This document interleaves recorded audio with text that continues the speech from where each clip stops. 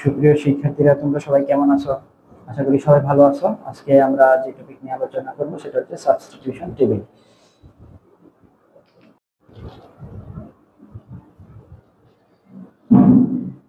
সুপ্রিয় শিক্ষার্থীরা, আশা করি তোমরা আমার কথা শুনতে পাচ্ছ। আমরা আর কথা না বাড়িয়ে আমরা আজকে টেবিলটা দেখি। তো এই টেবিল ইন্টারমিডিয়েট এবং এসএসসি দুই লেভেলে আছে। তো এখানে যে টেবিল করার সময় তোমাদের যে মাথায় রাখতে হবে, তোমরা চেষ্টা করো প্রথমে এই লম্বা সাইডটা দেখার জন্য। এইখানের সাথে তোমরা এই জিনিসটা সামঞ্জস্য করার চেষ্টা করবে, তাহলে তুমি বুঝবে যে এই জিনিসটার সাথে এই সাইডের কোন জিনিসটা মিলবে। তুমি যদি এইটা করো তাহলে তোমার কাছে একটু কষ্ট হবে, জন্য আমরা এই সাইড দেখি।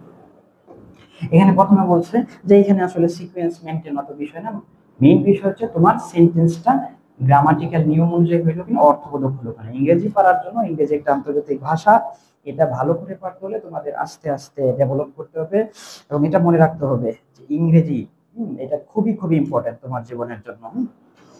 সেটা যে কেউ হোক, যে কোনো জায়গায় চাকরি করতে গেলে, তুমি বিদেশ চলে গেলে বা চাকরি পরীক্ষা সব জায়গায় ইংরেজিটা আস্তে আস্তে শিখতে হবে। এটার গ্রামাটিক্যাল নিয়মগুলো ভালো করে জানতে হবে এবং তোমাকে অবশ্যই তোমার যে ভোকাবুলারি লেভেল, শব্দ অর্থ জানা, সেটাকে আপগ্রেড করতে হবে। হ্যাঁ, শব্দ অর্থ ছাড়া তুমি ইংরেজি ভালো পারবে না। এখন দেখো, এখানে বলা আছে ভেরি ইউজফুল টু ম্যান। মানে কি? ভেরি মানে খুবই, ইউজফুল টু ম্যান, ইউজফুল মানে উপকারী, টু ম্যান মানুষের জন্য অনেক উপকারী। এখন মানুষের জন্য কি? উই মানে আমরা, আমরা কি মানুষের জন্য উপকারী? দে মানে তারা, তারা কি মানুষের জন্য উপকারী? ট্রিস মানে গাছপালা, গাছপালা মানুষের জন্য উপকারী। এখন আমরা আমরা নিজেরাই বুঝছি যে কোন জিনিসটা এটার সাথে যায়। তাহলে এই ভেরি ইউজফুল টু ম্যান, এখান থেকে আমি বুঝছি যে এইটার সাথে ট্রিস আসবে। তাহলে এইখানে আমি একটা লিখতে পারি, trees are very useful to man. এইভাবে বলে সহজ, ওই গাইড দেখে মুখস্থ করাটা ওইভাবে করলে নতুন একটা আসলে তোমরা পারবা না। তাহলে এক নম্বরে আমরা লিখতে পারি ট্রিস। আমরা বুঝলাম কি যে এইটা, এটা এক, এটার সাথে ভেরি ইউজফুল টু ম্যান এই সাইডে হবে বৃক্ষ। তাহলে এটা এক। হ্যাঁ, এতটুকু লেখলাম। তো এটা লেখার পরে আমাদের খেয়াল রাখতে হবে যে এইখানের কোন জিনিসটা যাবে। Very useful man, please give very useful মিলে না, শুড নট ডিস্ট্রয় যাবে না, আর যাবে। কেন যাবে? এই ট্রিজ এটা হচ্ছে প্লুরাল। আমাদের খেয়াল রাখতে হবে যদি নাউনটা প্লুরাল হয়, অবশ্যই এইখানে ভার্বটা, অক্সিলারি ভার্বটা প্লুরাল হবে। হ্যাঁ, এখানে আর হবে, এটা মনে রাখার জন্য am, is, are, was, were. এখানে সিঙ্গুলার এবং প্লুরাল সহজে মনে রাখা। ওয়াজ, ইজ, ওয়াজ, এম এরা সিঙ্গুলার, ওয়ার এবং আর হচ্ছে প্লুরাল। মনে রাখার জন্য যে ইজ এর মধ্যে এস আছে, টেকনিকে মনে রাখবেন এটা সিঙ্গুলার। আবার ওয়াজ, এটার মধ্যে এস আছে, এটা সিঙ্গুলার মনে রাখার জন্য আর কি। আর এখানে আর আছে প্লুরাল। হ্যাঁ, যাক, আর দিয়ে মনে রাখার দরকার নেই, সিঙ্গুলার। এখানে কোনো এস এর বংশধর নাই, এখানেও নাই। ইজের মধ্যে এস আছে, ওয়াজের মধ্যে এস আছে, এরা সিঙ্গুলার। এমটা এমনি সিঙ্গুলার, এম মানে একজনকে বোঝায়, আমি বোঝাই। তাহলে মনে রাখার জন্য, এবং হ্যাজ এর ক্ষেত্রে আপনারা যদি দেখেন, হ্যাজ এর মধ্যে এস আছে, এটাও সিঙ্গুলার। আর হ্যাভ এটা প্লুরাল। ঠিক আছে, এটা খুবই খুবই ইম্পর্টেন্ট। হ্যাঁ, সিঙ্গুলার প্লুরাল মনে রাখতে হবে। হ্যাঁ, এই হচ্ছে ভার্বের ক্ষেত্রে অক্সিলারি ভার্ব কোনটা সিঙ্গুলার সেটা মনে রাখার জন্য। তাহলে আমাদের কথা হচ্ছে নাউনটা যদি সিঙ্গুলার হয় তাহলে ভার্বটা সিঙ্গুলার, মানে সিঙ্গুলারের সাথে সিঙ্গুলার, প্লুরালের সাথে প্লুরাল, সিঙ্গুলারের সাথে সিঙ্গুলার, এটা খুবই ইম্পর্টেন্ট। সিঙ্গুলার আবার প্লুরালের সাথে প্লুরাল। যদি নাউন প্লুরাল হয়, নাউনটা প্লুরাল হলে ভার্বটা প্লুরাল হবে। হ্যাঁ, সম্পর্ক হচ্ছে নাউন এবং ভার্বের। নাউন প্লুরাল হলে ভার্ব প্লুরাল, এই যে নাউন প্লুরাল ভার্ব প্লুরাল। হ্যাঁ, নাউন সিঙ্গুলার তাহলে ভার্বটাও সিঙ্গুলার, মানে একই জাতের হবে। এটা খুবই ইম্পর্টেন্ট ইংরেজির ক্ষেত্রে। আচ্ছা, তাহলে আমরা এখানে যে দেখলাম টেবিলটা মুছি এখানে। তাহলে ট্রিজ এটা প্লুরাল, মানে অনেকগুলা গাছ, প্লুরাল মানে বহুবচন, অনেক কিছু। আরটা আমি বলছি প্লুরাল, তাহলে ট্রিজ আর, এখান থেকে লিখবো very useful, very useful to man. হ্যাঁ, একটা আমরা লিখলাম। হ্যাঁ, এরপর আমরা দুই নাম্বারটা লিখবো, এরপর আমরা মুছে ফেলবো। এরপর আমরা দেখলাম যে এইটা, হ্যাঁ, এটা হচ্ছে দুই, ড্যাশ আস অক্সিজেন। এখন কথা হচ্ছে অক্সিজেন কি? উই আস অক্সিজেন, আমরা আমাদেরকে অক্সিজেন, আস মানে আমাদেরকে, অক্সিজেন মানে অক্সিজেন, মানে আমাদেরকে অক্সিজেন।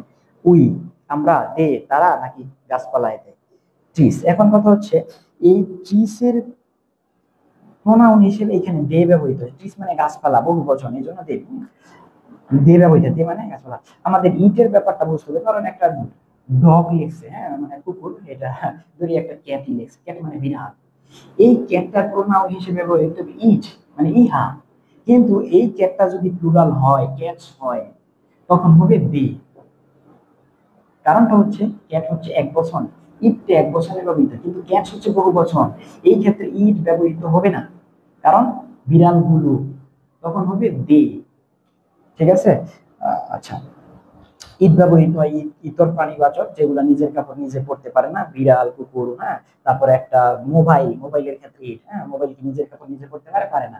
হ্যাঁ, বস্তুবাচক এবং প্রাণীও যদি হয়, যেটা নিজের কাপড় নিজে পড়তে পারে, এটা সহজে মনে রাখার জন্য বললাম, ওই জিনিসগুলোর ক্ষেত্রে ঈদ হয়। কিন্তু ওই জিনিসটাই যদি ফিশ, ফিশ এটা নিজের কাপড় নিজে পড়তে পারে না, ঈদ হবে।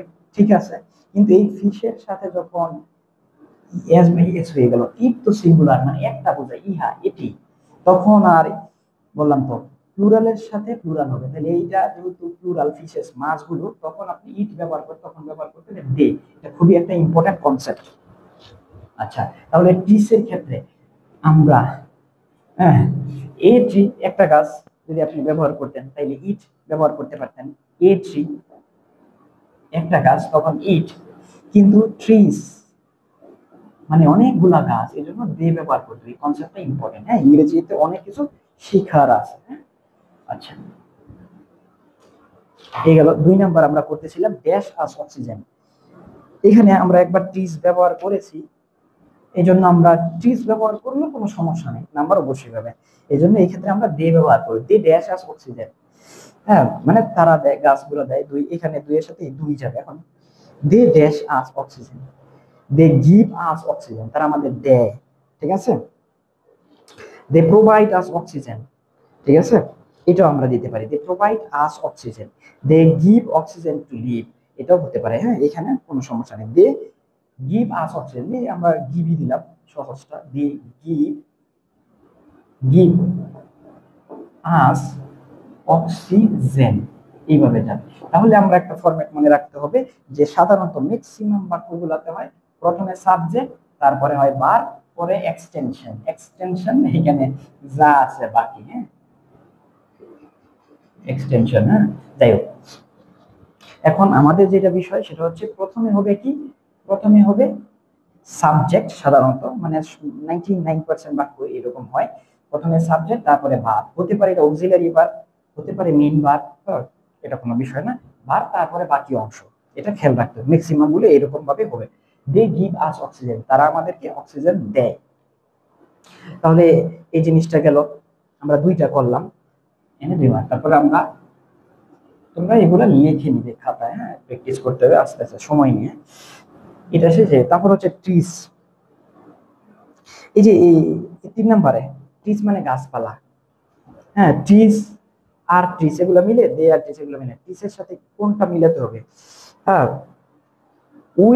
উই ট্রিস মানে কি আমরা গাছপালা, এটা মিলে। কিন্তু এইখান থেকে দেখতে হবে যে উই ট্রিসটা মিলাতে পারি কিনা। We should not, we give trees, আমরা গাছপালাকে দেই, এটা না। We should not destroy trees, মানে আমাদের উচিত না। এই যে শুড কিন্তু মডাল, মডালের পরে যদি বিটি এগুলো না থাকে, বারবার বেস, এই যে ডিস্ট্রয় বারবার বেস, এই জিনিসগুলো আমাদের সব জায়গায় দরকার। আমরা মডাল শিখেছি একটু আগে। উই শুড নট ডিস্ট্রয়, আমাদের উচিত না ধ্বংস করা। কি ধ্বংস করা উচিত না? গাছপালা, ট্রিস। তাইলে 3 নম্বরে আমরা এটা লিখতে পারি। 3 নম্বরে লিখবো we should not, we should not, এটা হচ্ছে মডাল, মডালের পরে বারবার বেস, এভাবে দিয়েছে। উই শুড নট ডিস্ট্রয়, আমাদের উচিত না ধ্বংস করা। কি ধ্বংস করা উচিত নয়? ট্রিস। এই গেল 3টে হয়েছে। তারপর আমরা 4 নম্বরটা করব, অক্সিজেন টু লিভ। এই যে 4 নম্বর, এখানে আমরা খেলবো অক্সিজেন টু লিভ, মানে অক্সিজেন টু লিভ, বসবাস করার জন্য। এন্ড কে দেয়? কে অক্সিজেন দেয়? আমরা আমাদের অক্সিজেন দেই না, দে দেয় বা ট্রিজ দেয়। ট্রিজ ব্যবহার করলে হবে, দে ব্যবহার করলে হবে। তাহলে আমরা বলতে পারি দে, তারা দেয়। গিফট একবার ব্যবহার করছি, আমরা প্রোভাইড ব্যবহার করতে পারি, সরবরাহ করে। হ্যাঁ, প্রোভাইড মানে সরবরাহ করা। তাহলে দে প্রোভাইড, প্রোভাইড যে কোনো টেবিলাও এই ফরম্যাটে করার চেষ্টা। দে প্রোভাইড অক্সিজেন, হ্যাঁ, টু লিভ, এই কথাটা বলছেন। দে প্রোভাইড, দে তারা, প্রোভাইড সরবরাহ, অক্সিজেন মানে অক্সিজেন, টু লিভ বসবাস করতে, মানে বাঁচতে। মানে গাছপালা আমাদেরকে অক্সিজেন সমান টুলিপ বাঁচতে, চারটা আমরা কমপ্লিট করলাম, এবার শেষ। হ্যাঁ, তারপর আমরা এই যে একই জিনিস কিন্তু আমরা অনেকভাবে করতে পারি। হ্যাঁ, 4 নাম্বার আমরা আবার এইভাবে করতে পারতাম, we need oxygen to live. আমাদের প্রয়োজন, নিড মানে প্রয়োজন, অক্সিজেন টু লিভ বসবাস করার জন্য, এটাও correct. They provide oxygen to live, এটাও correct. We need oxygen to live, এটাও কারেক্ট। হ্যাঁ, আচ্ছা, আমরা একটা একটু চেঞ্জ করে আরেকটা বাক্য করলেই হ্যাঁ আমাদের চলবে, কোনো সমস্যা নেই। এখন ব্যাপার হচ্ছে এটা শেষ, শেল্টার 5 নাম্বার। তাহলে আমরা এবার পড়তে গেলে shelter to birds and animals মানে কি, এখানে প্রোভাইডটা আরো বেশি অ্যাপ্রোপ্রিয়েট, একটা আমরা যে দুইবার ব্যবহার করতে পারবো এরকম না, কিন্তু এইখান থেকে প্রত্যেকটা একবার।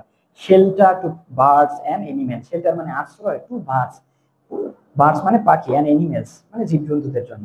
এখন এই যে আশ্রয় দেয় জীবজন্তু এবং পশু মানে পাখিদেরকে কে দেয়, আমরা দেই না গাছপালা দেয়? অবশ্যই গাছপালা দেয়। তাহলে এই ক্ষেত্রে আমরা আমরা 5 নাম্বারটা লিখতে পারি, আমরা লিখতে পারি trees provide shelter to birds and animals, আমরা লিখতে পারি দে, কিন্তু আমরা উই লিখতে পারবো না, উই মানে আমরা, মানুষকে বোঝানো হয়েছে। হ্যাঁ, তাহলে আমাদের বুঝতে হবে কতটুকু পর্যন্ত আমরা লিখি, মানে একভাবে কারেক্ট না, অনেকভাবে কারেক্ট হতে পারে, কিন্তু আবার এরকম স্পেসিফিক আছে যেটা আপনি লিখে ভুল। এখানে যদি আমরা লিখি we provide shelter to birds, এটা মানায় না, মানানসই না। এইখানে গাছপালার কথা বলতেছে, এখানে ট্রিজ এবং দে, এটা অ্যাপ্রোপ্রিয়েট। তাহলে আমরা এখানে ট্রিজ লিখলে কোনো সমস্যা নেই, লিখতে পারি ট্রিজ প্রোভাইড সরবরাহ করে, শেল্টার, হ্যাঁ আগেরটাতে আমরা প্রোভাইড ব্যবহার করতে পারি, নিডও ব্যবহার করতে পারি, উই নিড অক্সিজেন, এটা কোনো বিষয় না। হ্যাঁ, trees provide shelter to birds and animals